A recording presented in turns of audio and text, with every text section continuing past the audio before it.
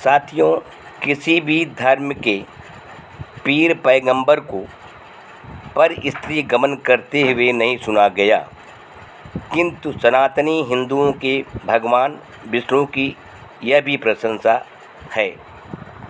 पद्म पुराण उत्तरखंड अध्याय 263 में लिखा है कि विष्णु जी जालंधर दैत्य की राजधानी में गए और उसकी पतिव्रता स्त्री वृंदा का धर्म नष्ट करने का विचार किया। इस पर वृंदा ने कहा, हे विष्णु, पराई स्त्री के साथ व्यभिचार करने वाले तुम्हारे ऐसे आचरण पर धिक्कार है। देखने में तुम साधु मालूम पड़ते हो, पर तुम महानीच, छठ, छली और कपटी हो। यह कहकर उसने श्राप दे दिया। वृंदा ही की भांति विष्णु ने शंखचूर्ण की पत्नी का छल से धर्म नष्ट किया। शंखचूर्ण और शिव का युद्ध हो रहा था। 100 वर्ष बीत गए, किंतु शंखचूर्ण को हरा न सके, क्योंकि उसकी स्त्री पतिव्रता थी। विष्णु ने छल द्वारा उसकी पत्नी का सतीत्व नष्ट किया, जिससे शंखचूर्ण मारा गया। पहले तो आपने ब्राह्मण का कपटी भेष बनाकर उसका कवच ले लिया और उसे पहनकर स्वयं शंखचूर्ण का भेष बना उसकी पत्नी तुलसी का सतीत्व भंग किया। इस पर तुलसी ने कहा, हे विष्णु, छल से धर्म नष्ट करके तुमने मेरे स्वामी को मारा है। तुम दयादीन होने से पाषाण हृदय हो, तुमको पाषाण होना पड़ेगा।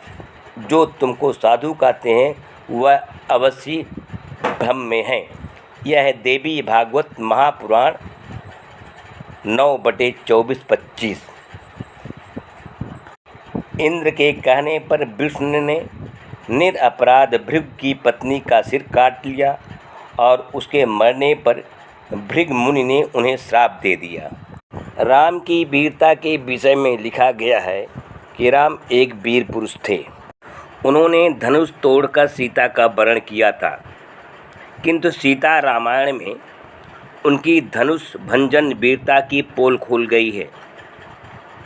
सीता रामायण के अनुसार उस धनुष का रहस्य यह था, सीता के माता पिता और वंश का पता न होने के कारण उनसे कोई विवाह करने को तैयार नहीं था।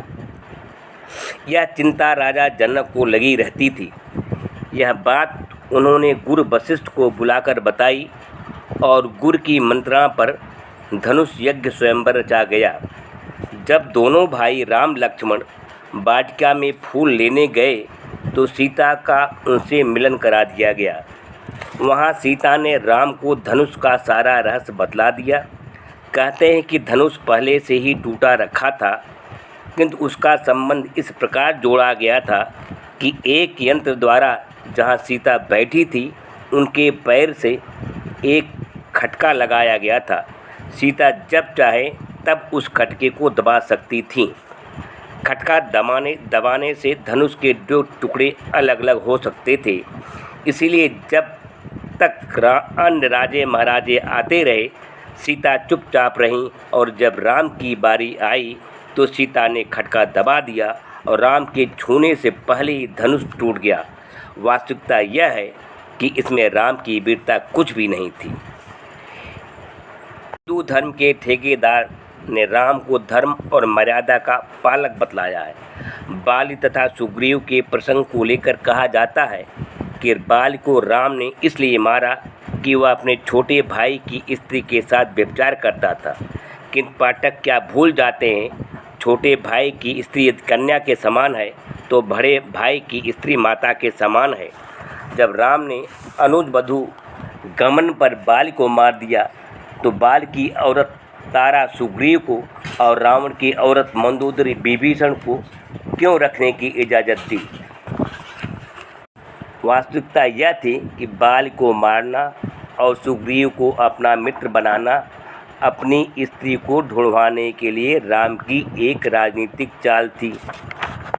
राम को भगवान कहने वाले यह नहीं जानते कि राम भी तो किसी भगवान की आराधना करते थे। जब राम स्वयं भगवान थे तो फिर वे किसकी आराधना करते थे? राम ने भी तो कभी अपने को सिवाय मनुष्य के भगवान नहीं कहा। अब अयोध्या कांड सर्ग 50 श्लोक 48 वाल्मीकि रामायण में लिखा है कि राम ने चीर ओढ़कर सायंकाल की संध्या की। मतलब यह कि राम स्वयं भगवान की आराधना करते थे। राम ने अपने को स्वयं भगवान नहीं कहा, मनुष्य कहा। राम को जिसे ओबीसी एससी दृढ़ श्रद्धा के साथ भगवान मानकर पूजते आ रहे हैं, उस राम ने ओबीसी का सदैव गला काटा। किंतु बुद्धिहीन ओबीसी ऐसे भगवान से गला भी कटवाता रहा और अपने कल्याण के आराधना भी करता रहा। उसे इतना ज्ञान न हो सका। जिस राम ने तपस्वी ओबीसी शंभू का तपस्या करने के कारण सिर काट लिया, क्योंकि वह शुद्ध तपस्या करने का अधिकारी नहीं है, वह हमारा क्या कल्याण करेगा। धन्य है हिंदुओं के भगवान राम और धन है वो ओबीसी जिन्होंने ऐसे जाति शत्रु भगवान से कल्याण की कामना करके उसकी पूजा शुरू की है। कृष्ण को भी ब्राह्मण भगवान विष्णु का अवतार मानते हैं, लेकिन खोजी विद्वानों के मत में देवकी नंदन कृष्ण गोपालक राजा थे। आर्यों के देवराज इंद्र जब सिंध और पंजाब पर अधिकार जमाकर मध्य हिंदुओं में आए तो उन्हें कृष्ण का सामना करना पड़ा। कृष्ण ने आर्यों के यज्ञों का विरोध किया और इंद्र को ऐसे स्थान पर धर दबोचा जहां उनकी एक न चली। अंत में बृहस्पति की सहायता से किसी तरह इंद्र अपनी जान बचाकर वहां से भागा।